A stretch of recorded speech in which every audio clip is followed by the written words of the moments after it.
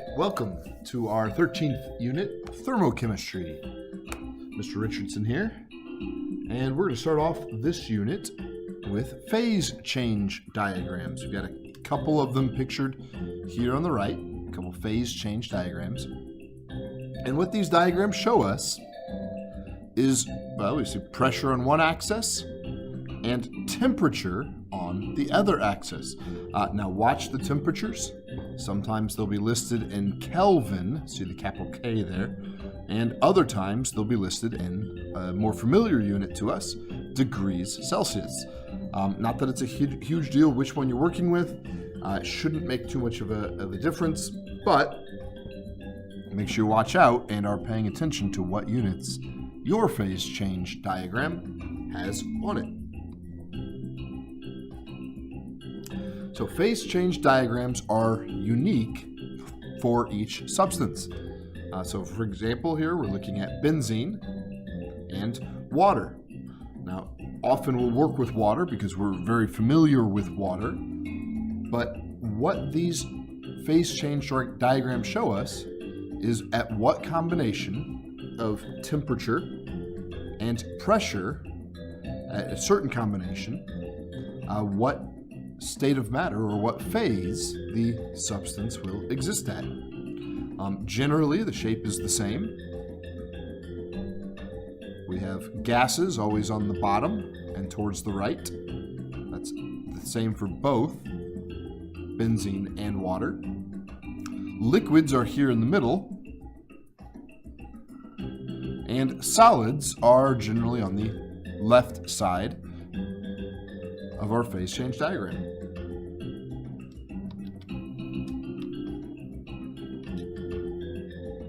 Don't pay much attention to the color of these. The color has nothing to do with it.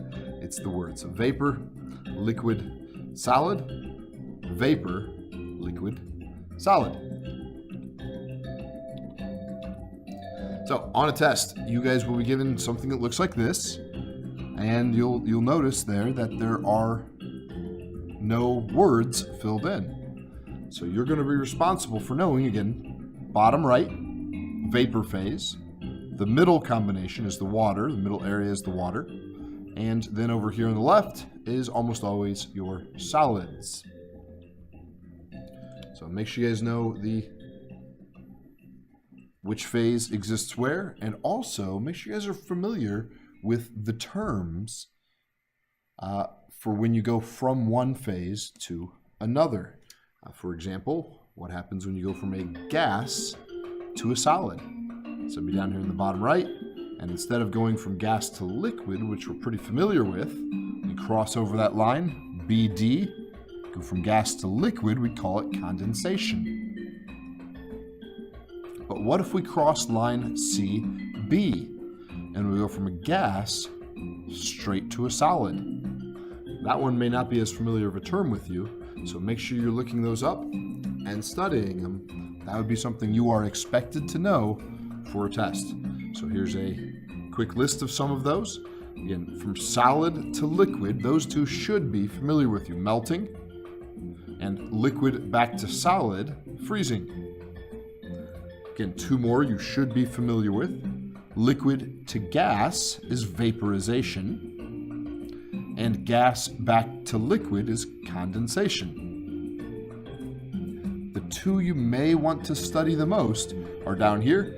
From solid to gas will be a sublimation, and from gas straight back to solid is a deposition. In addition, there are a couple of certain points on the line that are on the graph that you're going to want to make sure that you know.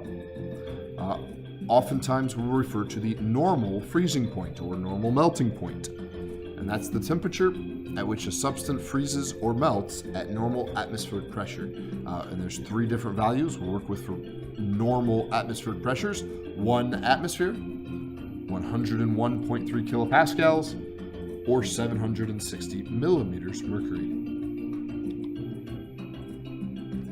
There's also a normal boiling point. And again, normal refers to standard atmospheric conditions, normal atmospheric pressures, which is 1 atmosphere, 100 101.3 kilopascals, or 760 millimeters of mercury.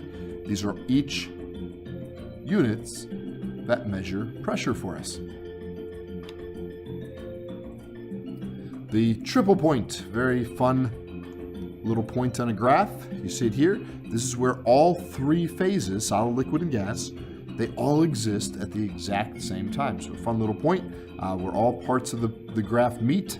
That's known as the triple point. And then another point on the graph, something to make sure you are aware of, the critical point. You see that here at the end of the line that separates your gases from your liquids. The critical point is a pressure and temperature combination at which there is no difference between liquid and gas phase. It's a pretty cool little area on the graph where, again, once you reach that point, the line does not continue. And I know the color on the graph does, but it really becomes blurred. There is no difference between a liquid and a gas. It's a supercritical fluid. All right, we're going to start by looking at liquids.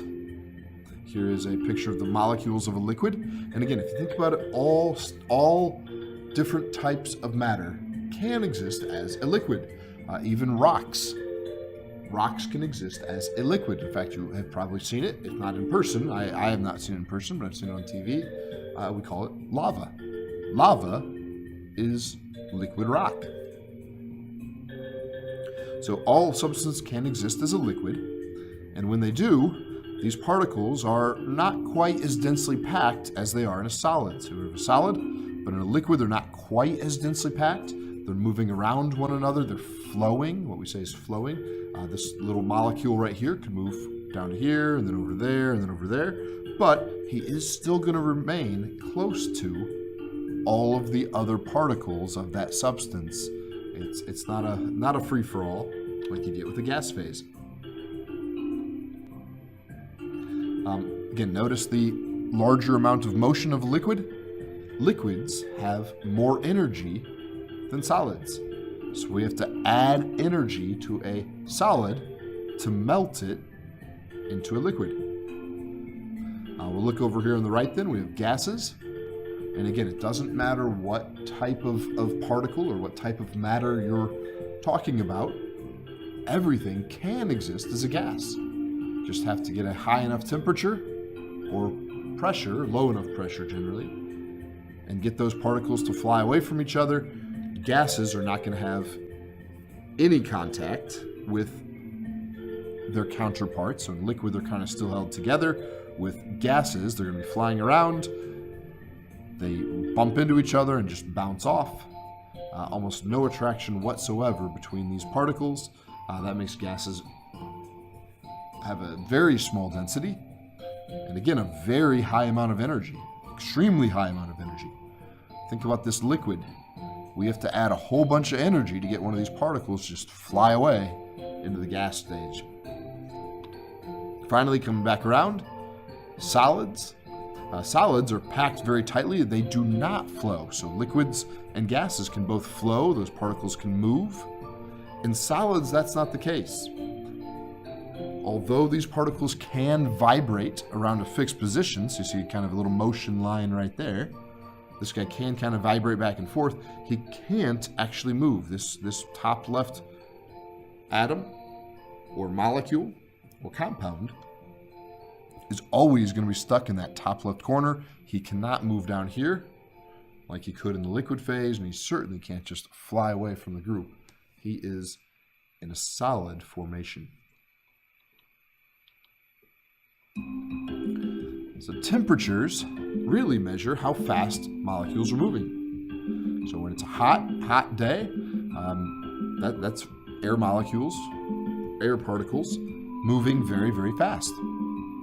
It's a colder day, those particles are moving a little bit slower, actually quite a bit slower.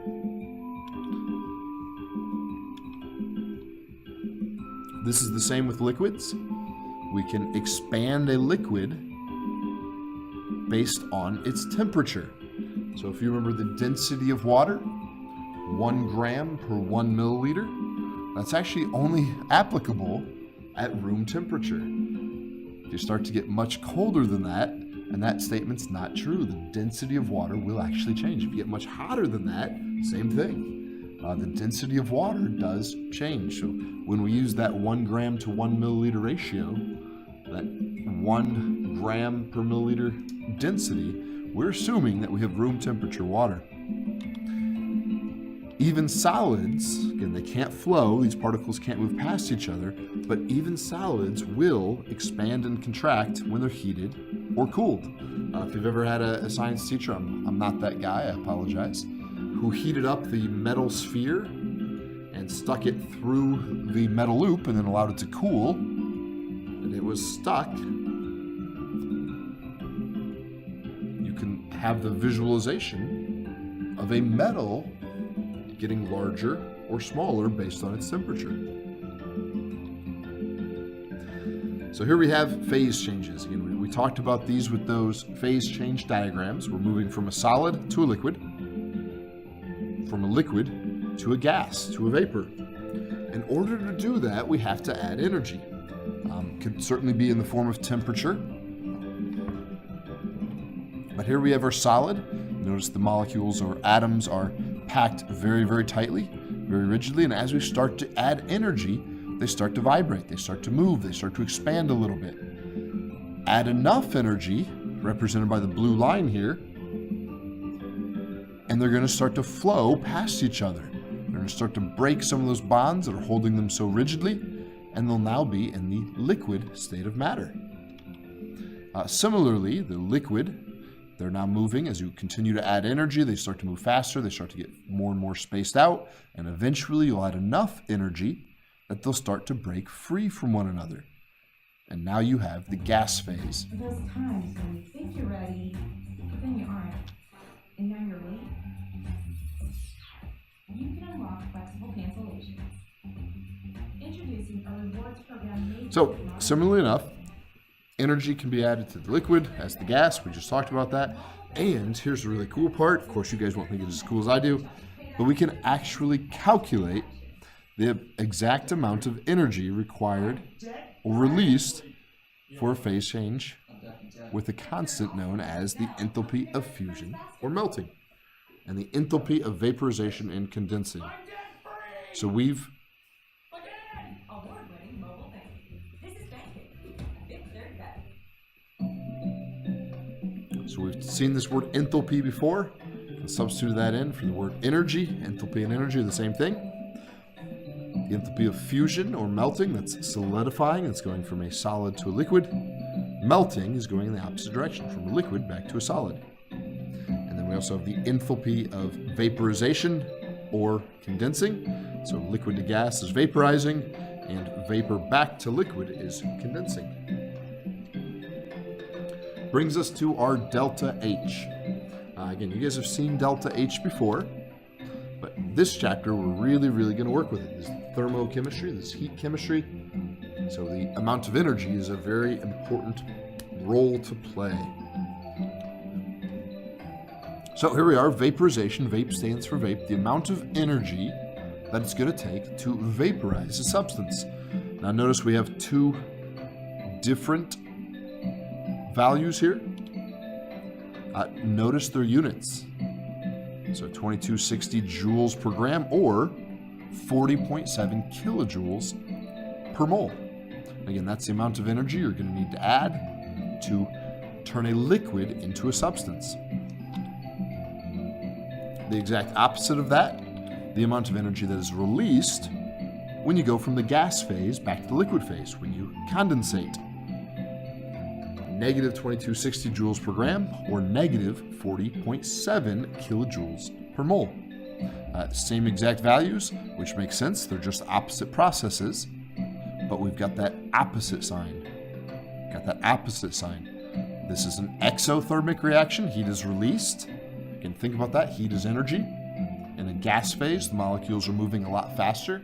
They're a lot more spread out. They have a lot more energy. In order to go back to the liquid phase, they're going to release some of that energy. That's why it's a negative energy value. And That's why it's an exothermic reaction. Then we have the enthalpy. That's kind of like the energy of fusion. Fusion is melting. And then the enthalpy of solidification. Again, these are opposite reactions. One is going from solid to liquid. The other is going from liquid to solid, solidifying. So they have the same exact values, except this one is negative. Again, a liquid has more energy than a solid. So when a liquid goes back to a solid state, it's going to lose that energy. That's why it's a negative value and an exothermic reaction. So these values listed here are very specifically for water. If we were to work with other substances, benzene or alcohol or any other substance, air for that matter, you'd have different delta H values. But in general, this chapter, we work with water, so usually you're just going to be working with these values here. These values will be given to you on a test, so no reason to memorize them. But again, the big thing, watch the units and watch the sign, negative or positive. So notice the units and notice the signs. So watch the signs, watch the units.